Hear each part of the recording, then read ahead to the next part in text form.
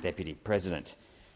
And I'd rise to take note of all questions, but in particular I'd like to take note of Senator Colbeck's last question today, where he asked the question, why are Australians increasingly being kept in the dark because of the Prime Minister's mismanagement and broken promises?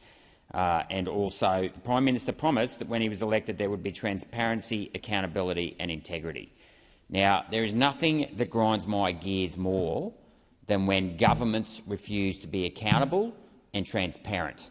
Now, the Prime Minister said prior to the last election that he was going to be a different government, he was going to be accountable and he was going to be transparent. And yet, within months of coming to office, that promise was broken.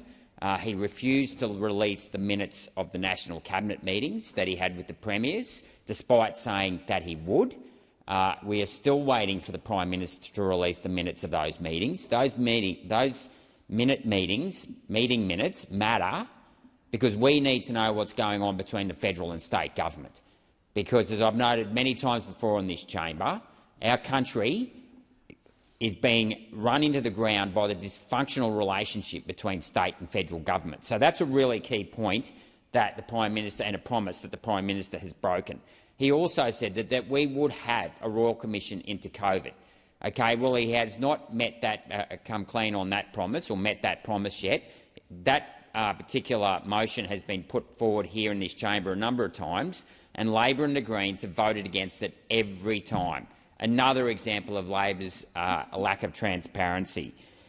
He also has said he's also knocked back actually an inquiry into the impact of transmission lines on the environment.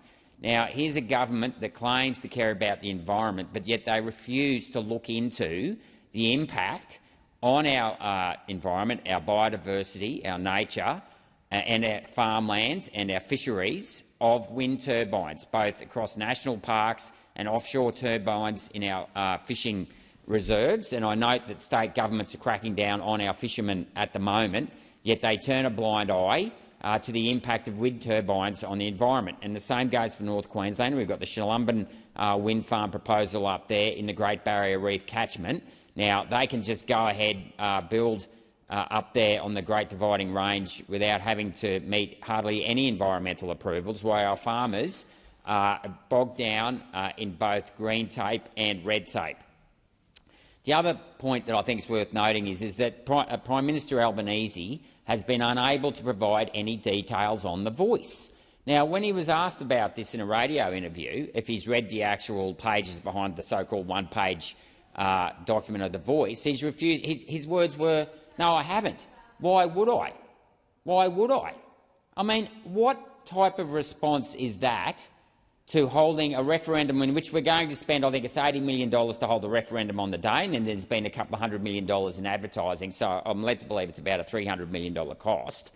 What type of response, when you're spending so much taxpayers' money, when we have a cost of living crisis, and that's what he should be focused on, because he's broken many promises there, what type of response is that? That just goes to show he's treating the Australian public with contempt over this Voice. And yet again, you have to ask yourself, what is he hiding? What is he hiding? Why is he so keen to not talk about the pages that make up the, that lead into the one page of The Voice? There's 120 pages that have been written behind that one page. You need to go into the detail. But we know that the Prime Minister is not a details man. He is all hot air, he is all form, no substance, and of course this is why the country is going backwards. And the other thing that he's also voted on, and the Labor Party voted against in this chamber, was the fact that we want to have a quarterly report on energy pricing so that people can properly benchmark energy prices.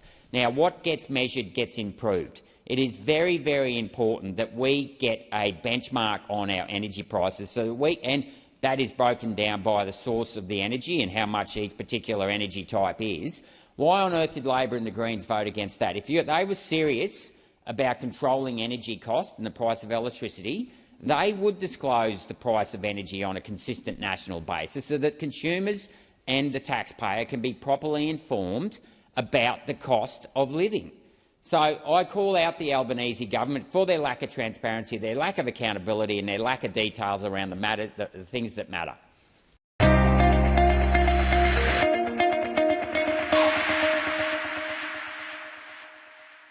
Authorised G. Rennick, LNP Chermside.